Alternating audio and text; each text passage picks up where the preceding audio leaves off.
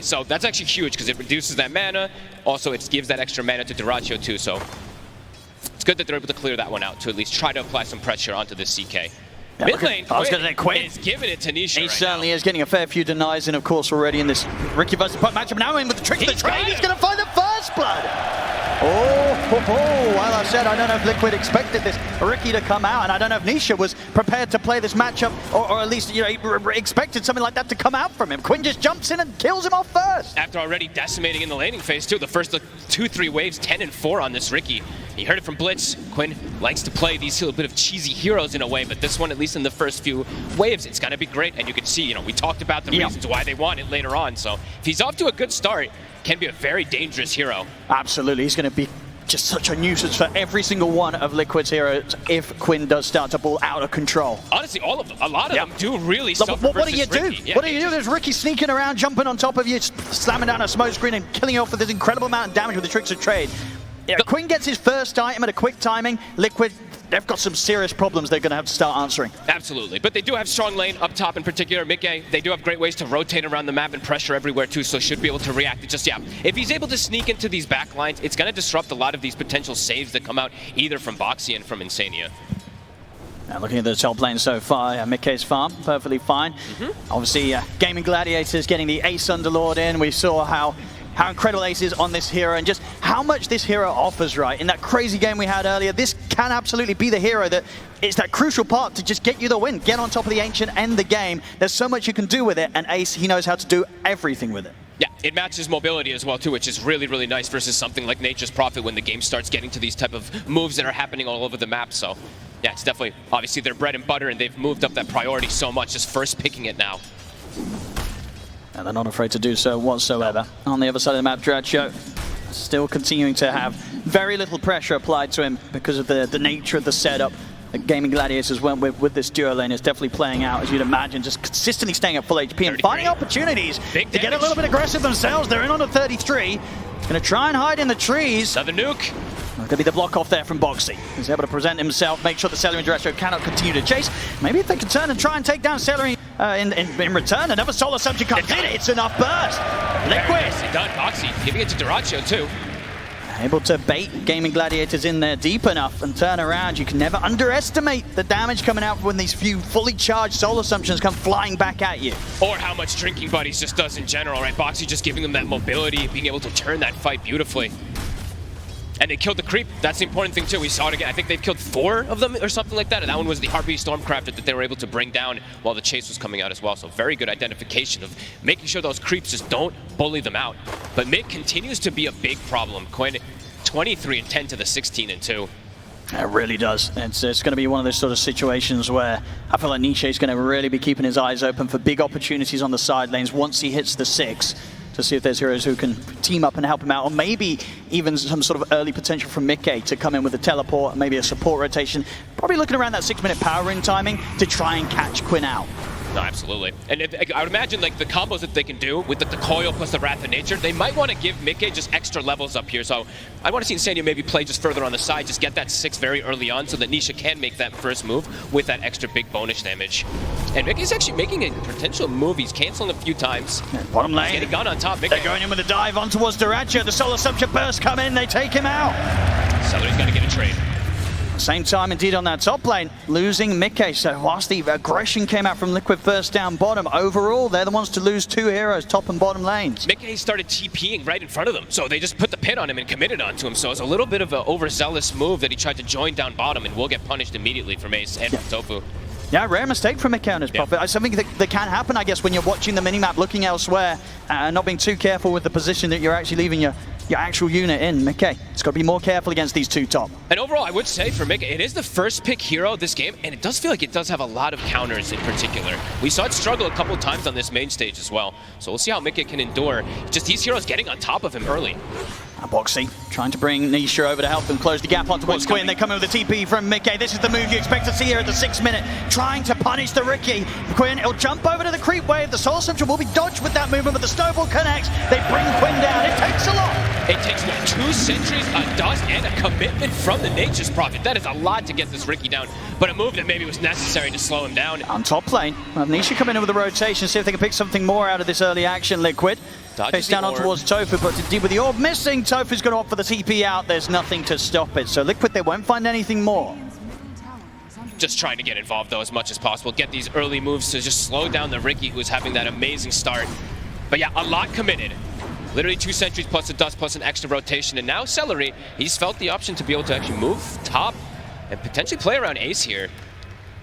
And Ace, pretty terrifying already, of course, as the Underlord. We've seen so many times when he's on this area, once he gets the ball rolling, it definitely becomes this lane, this area that the opponents just don't really want to go to. And if they do, it just takes so much to try and slow down an Underlord when he's really hit his stride. Yeah, and it's a standard Gamin Gladiators kind of draft, right? These auras are going to come, and they're going to come quick. So if you start losing these towers too early, those auras will come even faster, especially that pipe in particular for Ace that will come out, which is going to be pretty crucial, honestly. Like, the damage from Liquid in the early game, it's pretty much all magical, besides that Visage plus the drinking buddies. Dire's top tower is under attack. Heavy pressure being applied that at the moment isn't being matched quite yet by Liquid, yet to do that much damage at all to the safe lane tier 1 of Gamin Gladiators. The nice thing though is that 33's actually just been able to sit bottom. He's top net worth on this Visage. We've seen a couple times this hero can't get ganked and pushed out of lane a little. Celery, nice grab there, takes over the Hellbear Smasher, gets a clapping on towards Insania. Tofu's in on top of him.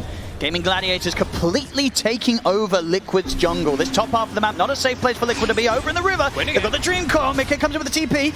Quinn did get the smoke screen down in time, and it's definitely helping him out, but is it enough to allow him to jump away? Tricks of the trade there. Blink strike out to the side. He's able to get out, and he's able to get a regen rune as well. Liquid, they're desperately trying to find Quinn in the mid. Last time they succeeded. This time, they don't get him fogged. Oh, and he gets a regen too. They committed 4 heroes plus another dust just trying to bring him down. They're really just trying to get rid of this rat. But Quinn, yeah, surviving, just staying under that smoke screen. I mean, they're bringing in the action.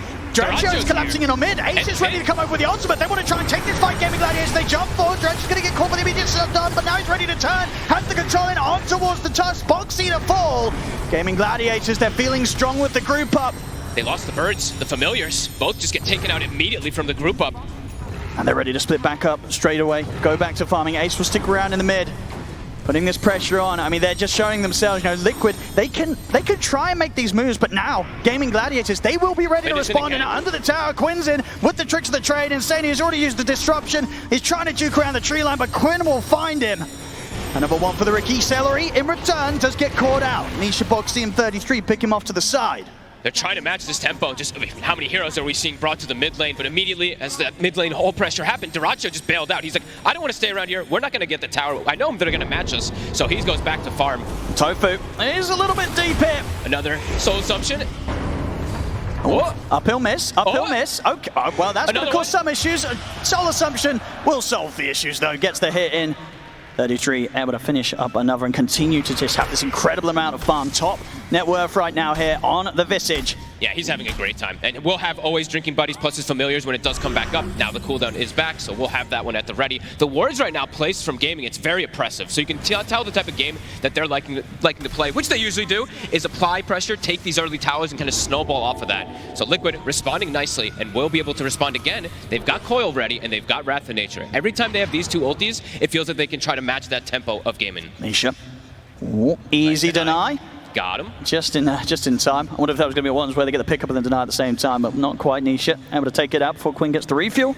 And Quinn, of course, working well on the way towards that diffusal blade first. Wants to get completely stuck in on the action. He's got the setup here with the silence. Good knockback with a flame break, keeping him in the silence a little bit longer, but they don't have any further lockdown beyond that. So Nisha still able to escape. But every time he shows his face, Nisha's getting put below 50% HP, so the extra kill threat could come through that next jump. Nisha does have to be very cautious. I mean, we might see that jump come in, maybe not towards him, but maybe towards the bottom instead. And as soon as they show their hand mid, make that play, Quinn and Tofu fall back. They've got the Fiend's Gate ready. Has been scanned out, though. Liquid has to be ready with the numbers, because the extra number can be brought from gaming from that Fiend's Gate. So Mickey has to be at ready.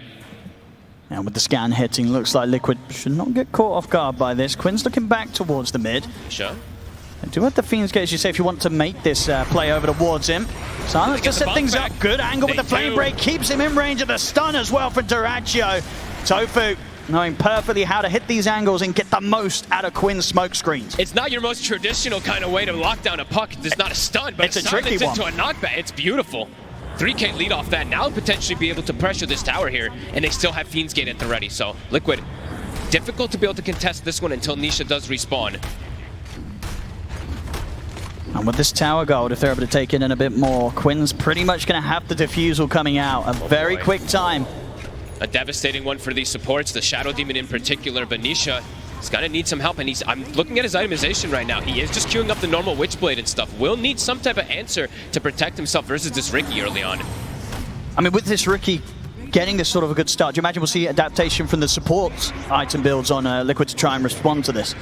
Probably. I mean, you're going to need to just all queue 4 steps in particular. You know, you're playing versus Riki. The shard's going to be devastating at some point. Behind the tower, Duracho. It's pretty deep here, but he's got backup from Ace. Comes in with the Fiend's Gate. Gamin Gladiators, they've got the numbers, but so has Liquid as well. 33 looking to push back Celery here with the Soul Assumptions. Duracho turns, gets the stun, but the disruption save will be there. Nisha buying him some time, but the smoke screen persists. He'll get the orb off, jump out of the side, holds them back with the Dream Core, but the Flame Break hits. The final rank to come through. Tofu able to take Nisha down. Gamin Gladiators considering pushing him for more. Jump forward with the tricks of the trade. Snowball buys some safety for Boxy. He rolls over towards Tofu. He has the lasso up and ready. The lockdown's there. They bring in Boxy. Boxy to fall. Gamin Gladiators, they get 2. They're even considering pushing it for more up to the tier 2. Finally, they'll hold back. Liquid. They'll be pushed right back away from this all, and each and every one of these fights, we're seeing both teams turn up in their numbers, but Gamin Gladiators, they've just got that extra little bit of power that's required to make sure they come out on top each and every time. I mean, it's these auras. You can see that the damage, which was actually even pretty much across the board inside of this fight. 5,000 from both sides, but that little bit of extra sustain that you see that Gaming has. They've got the heal coming out from the Chen. He's got 4 of these auras blocking magic damage, giving extra HP regen, giving extra armor too. That's the difference maker. And now Quinn, the defusal is done. We'll see how much he wants to move up the priority of that shard, since it can be great versus these saves. But right now, Gaming, they're starting to get that ball rolling that we've seen them really take over games with. And it doesn't feel like they're really going to slow down at all. Not at all, especially if Quinn gets away with this, going straight for the Ags after the defusal. Yeah. His farm, his sort of net worth advantage, it's not going to stop unless Liquid can find ways to take him out. As we're seeing so far, it's proven to be incredibly difficult. And yeah, with the addition of Ace now having the Crimson Guard, things are really coming together for Gamin Gladiators in the way you can only imagine they plan for when they look to try and strike hard at Liquid in this game 1 with this first draft. And especially with like a Riki pick, you know, their idea, and I think a good idea versus Liquid would be shut down Nisha in a lot of these games. So that is exactly what they've done so far. And yeah, difficult to see how Nisha can be protected unless they fully play around him, but he needs this protection. He cannot go down at the start of the fight. They need multiple different orbs, multiple different silences to come in.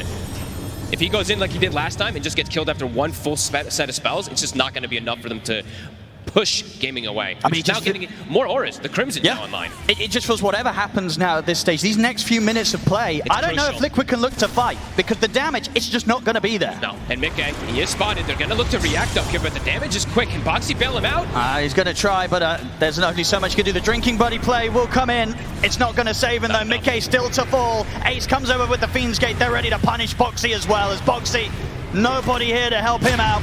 As Gamin Gladiators, they're making it look pretty easy now, picking up kills, picking up objectives. They're playing too fast, and Liquid, they're not prepared for it, Owen. They're TPing to react, but then by the time that they TP and react, it feels like it's too late. They have to be there at least with one of those extra heroes to bail someone out first.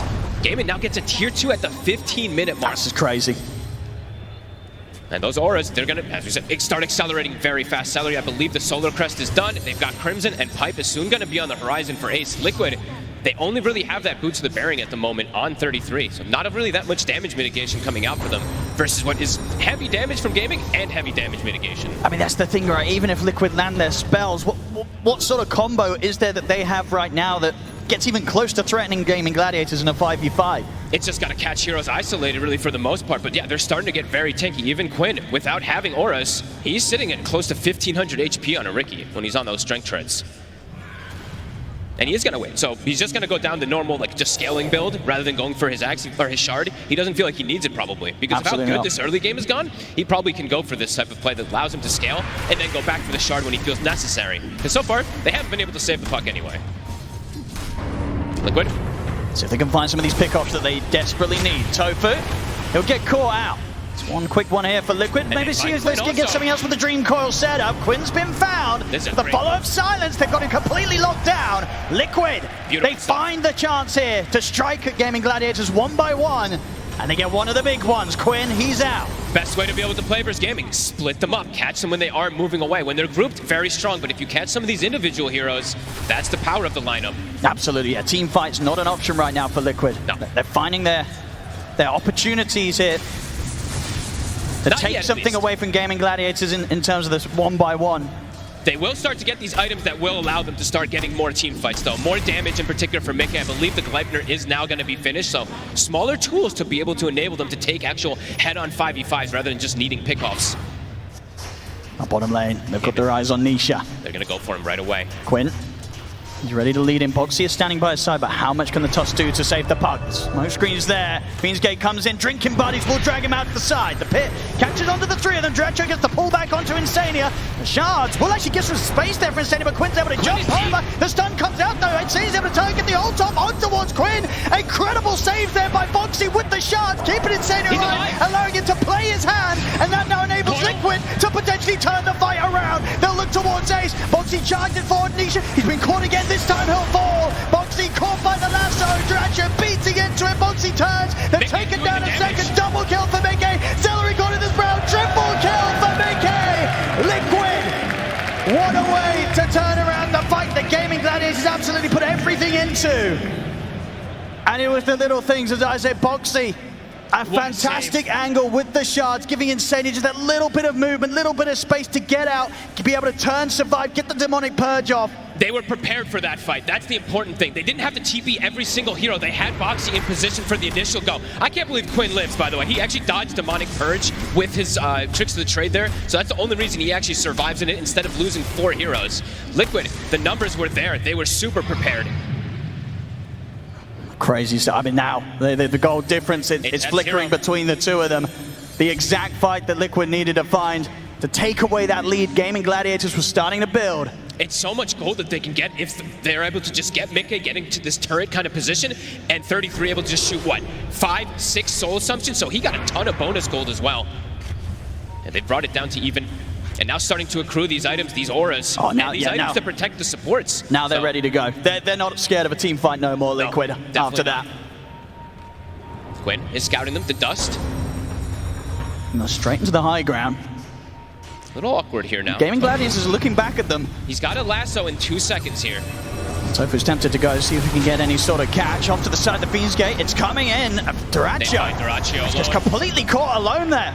It looks like some sort of attempt there for Gamin Gladiators to try and pincer in Liquid, but Liquid just ends up catching Duracio alone. There's nobody by his side. A Fiend's Gate was laid down, but they weren't going to be able to get to him in time to help out. They're still looking for the fight. Ace actually goes through this portal. Oh. Ace? All right, he's pretty tanky. I mean, but they might find the setup here if Boxy can get the angle. See how much they want to try and chase for this Liquid. Ace into the trees. Shards will find him. I mean, slowly but surely, Liquid, they're surrounding him. Gamin Gladiators are coming in from the side, and maybe it's a bit of a bait. Ace, is it a successful bait or is it a mistake? He's going to try and push him forward, but Liquid, they can turn, bring in the damage to bring down Ace. The coil is there. Liquid, they're tearing them apart here. Quinn trying to run just back in off to the side. The orb comes down for Nisha, takes him out. Sprout catches Celery. Liquid. They're just winning all these fights now. They've really got these items. They've got the entire group up, and now this tower is in trouble. They've got a Glyph. Beautiful fights coming out. Boxy in particular tanking up, being able to get these beautiful shards to start it off. And honestly, Ace, he kind of just delivered himself a little bit there. I mean, that's why I felt that maybe this was going to be like a calculated bait by him. But you're going through the gate, Liquid, they just turn, chase him down. And at the end of the day, he only ends up baiting his own team into a fight that goes horrifically. And look at another aura, full Shivas for 33. Massive to be able to counteract a lot of this healing, but also just be able to stop these heroes from kind of bursting him down at all. He's 7-0-7 on this Visage now. I see it again, as you say, now Boxy knowing exactly where to find Ace in the tree line. Gamin Gladiators, they really try and rally around their Underlord at this point, but at that stage he's too low. I mean, the coil catches literally everybody all clumped up. Nisha, he's made the full recovery from that early game. It's a distant memory now.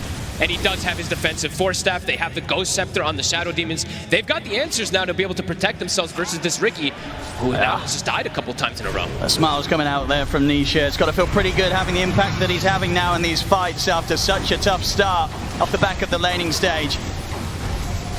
Needs to calm down a bit again. Gamin Gladiators, they claim their Tormentor.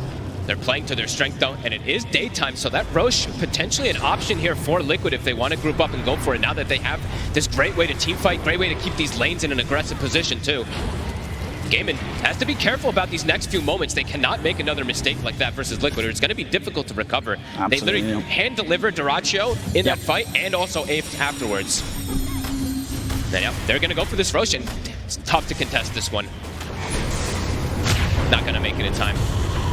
Smoke coming out from Gamin Gladiators. They're going to look to try and swing across towards the mid, but indeed with the movements from Nisha over towards Roshan and the rest of his team, unlikely that they actually get a catch here.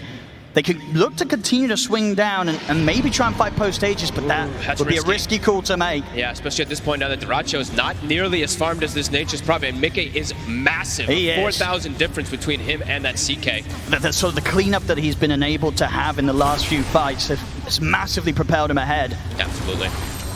And also, I mean, Quinn, he does have his Aghanims finished, but that shard has been delayed a lot. We saw a couple of saves come out that he maybe could have gone down the route of going for it, so could maybe have been an error that he wanted to go for this type of scaling rather than just being able to match the pressure of Liquid, not having that shard to stop these saves. And Liquid now, with this momentum, they're onto high ground. These towers drop very fast. There's no cliff. Well, let's see how much they can push it. They've got the Aegis ready, of course, and Mickey's ready to frontline. Gladiators, they have got lasso potential to try and punish overextensions.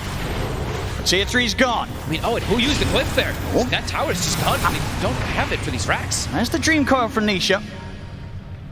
Okay, you've got to only imagine the Liquid want to try and go for more. Mickey is actually going to back off and start dealing with the top, but of course teleportation will be at the ready if they want to go for round 2 here on the bottom lane. They can always look to re-go. Gamin has to be careful how far they step out here. The Orchid is ready on Duracio for that extra catch for Nisha. They should have identified that one. They should see it. But they do have multiple ways to bail Nisha out if he does get caught even from one of these extra silences. Yeah, Gamin trapped in their base with 5 for a second there. You see that gold start to quickly swing even more. Mickey is just going to keep growing, and the CK's not be able to get outside the map in a similar fashion. Yeah, Mickey about halfway towards the BKB and still having what, the 3.5 minutes on the Aegis. Very likely he's going to have that window where he'll have both BKB and Aegis to try and push forward and look to take a set of racks away from Gamin Gladiators. And Liquid playing it very smart. They're just sweeping across toward the map, not giving them an opportunity to look for this Nature's Prophet to find some type of kill. Quinn now will have that shard finished, so that extra minus armor, the prevention of any of these saves that can come out on that smokescreen target, maybe Gamin's going to look to make a move off of that. If they can lasso somebody, catch them inside of that one, they could get some type of these kills if they find Liquid a bit split up here.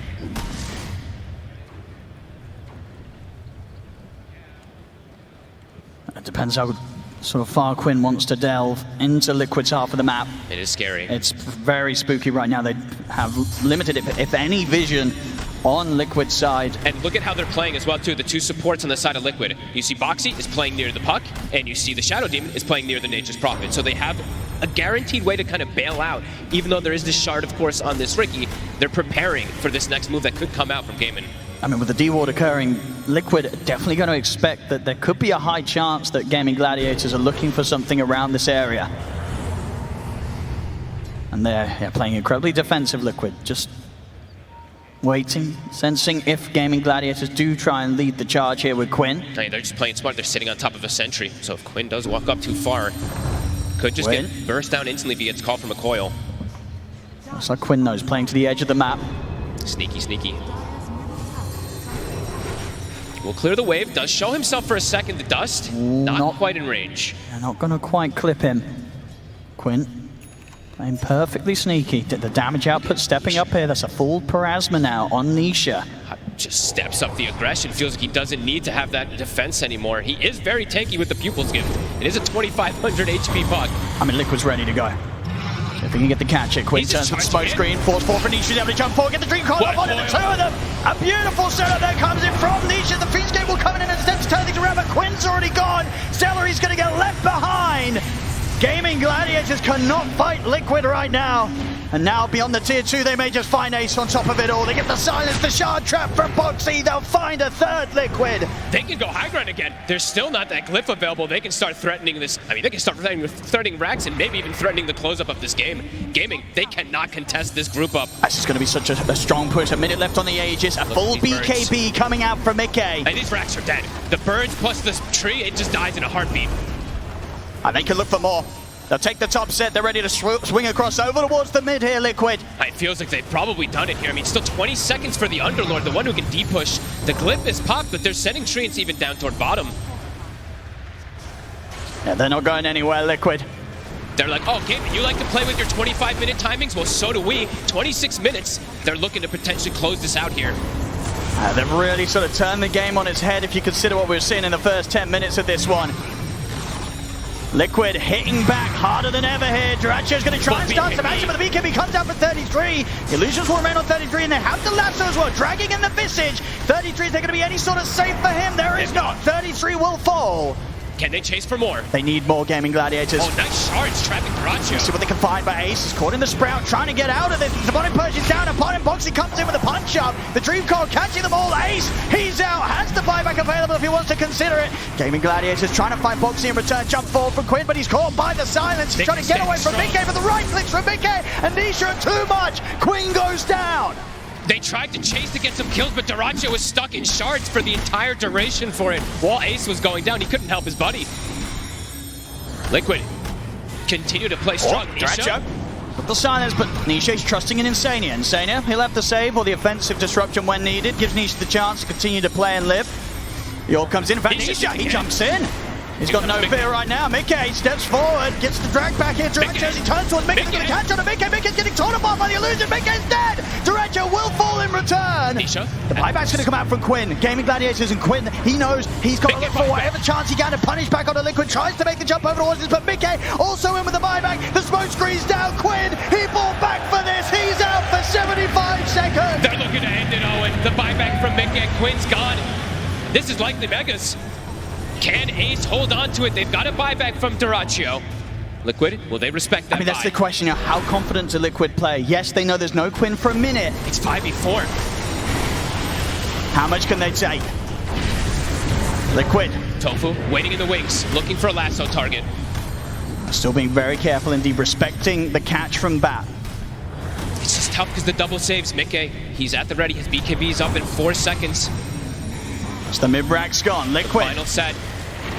They'll tick off another objective, and they're ready to keep it going. 30 seconds, they know there's no Quinn. It dies so fast. They gotta look to go on the side of game, and they can't just watch these racks go to Megas. Tofu is going to try with the grab, but the disruption comes in immediately. They tried desperately. Gamin Gladiators here to fight for, but it's fine. The hand of God comes down, but it won't save Ace. Ace, he's out. He has buyback available. Duraccio tries to sneak back to the safety of the fountain. He'll get back. But the racks are gone. Liquid have claimed the Mega Creeps. 29 minutes Megas. Good luck coming back from that one versus this type of lineup. And I don't think Liquid's going to look to get out of the base. They still got 30 seconds to keep the push going. They know that they can get so much done here. They call it. Oh, they do. GG is called. Liquid. I mean, what a phenomenal game one.